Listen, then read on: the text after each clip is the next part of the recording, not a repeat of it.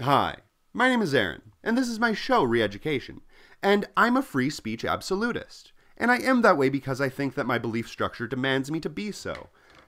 If you don't know, I am an anarchist. That means that I am against all unnecessary hierarchies, and that means that I don't think that any decisions should be made specifically from one person at the top, but all the people down below. And that inevitably means that I'm for the individual. I'm for individual freedom.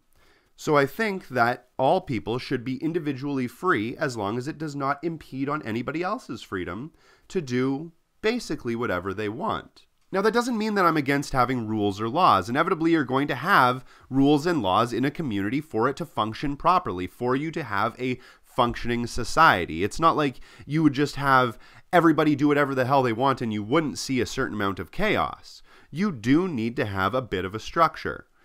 But I just don't think that it needs to be a structure that's commanded upon from the top. It's a structure that we can work together on as individuals. If you need something and I need something, let's work together and we'll give each other what we need. So as a free speech absolutist, as somebody who is inherently against all censorship of speech, then how could it be that I would be against something like canceling?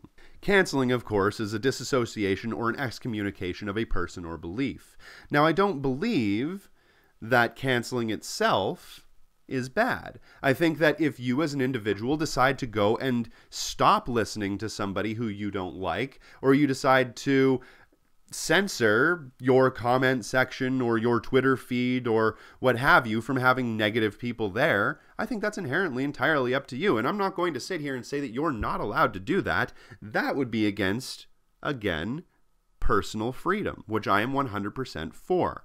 But what I am against is having those ideas enforced by people at the top. The reason being is that when we enforce the ideas of censorship, when we enforce the ideas of canceling, then what we do as leaders, right, as thought leaders, is we breed a culture that thinks that not having a discussion with people is okay, and just ignoring them or dismissing them or thinking that they're idiots and just not talking to them is something that is inherently helpful, and it's not. Because once you cancel somebody, once you disassociate with them, you turn that conversation off.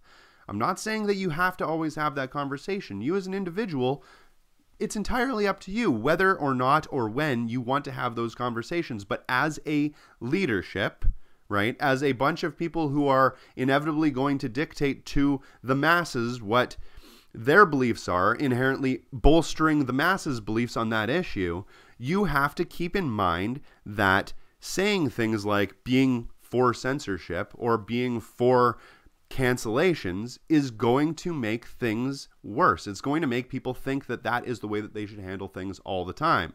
And it's not.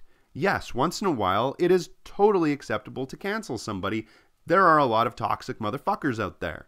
But also, there are a lot of people that if you give them the chance and if you just don't listen to the hateful, bigoted stuff that they say, maybe they didn't mean it. Maybe they actually want to have discussion, and maybe it might be worth it to have it with them because you might be able to move them. You might be able to convince them otherwise. You might be able to change their mind. You're not going to change 100% of people's minds all of the time. Of course not. You never will.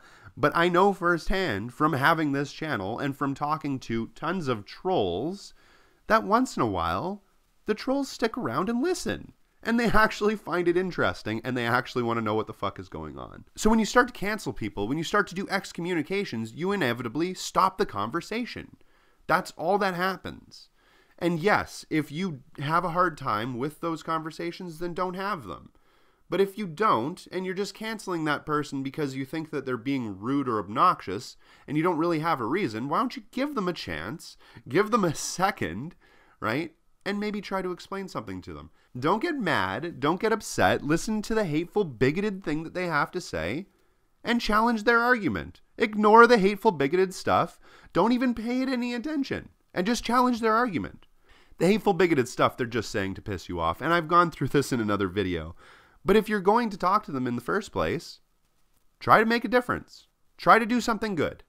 At least that's the way I look at it. My name is Aaron. This is my show, Re-Education. Thanks for watching.